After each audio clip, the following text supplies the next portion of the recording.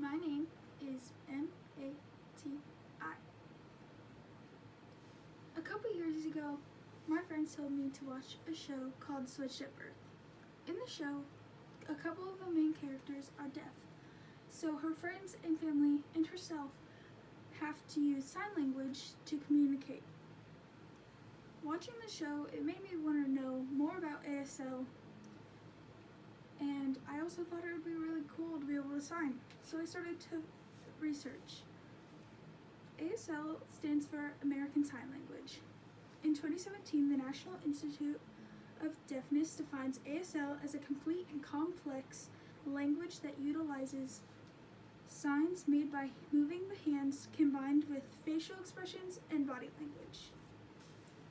It's a primary language of many North Americans who are deaf and is one of several communication options used by people who are deaf or hard of hearing.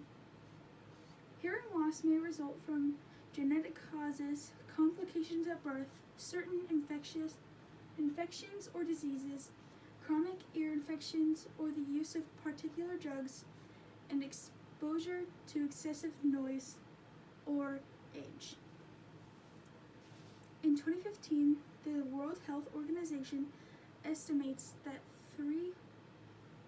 there are more than 360 million people worldwide with a hearing disability, including 32 million children and 1/3 of people over 65 years old. Current estimates on ASL users range from 100,000 to 15 million.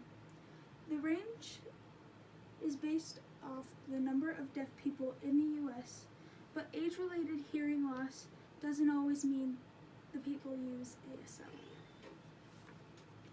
Additionally, associating deafness and ASL usage doesn't account for other users such as children of deaf adults, interpreters, audiologists, and speech therapists.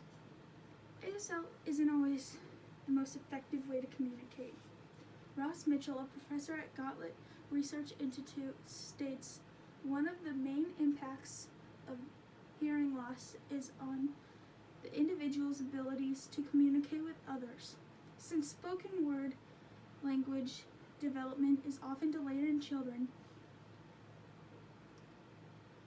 limited access to services and exclusion from communication can have significant impacts on everyday life, causing feelings of loneliness, isolation, frustration, particularly in older people with hearing loss.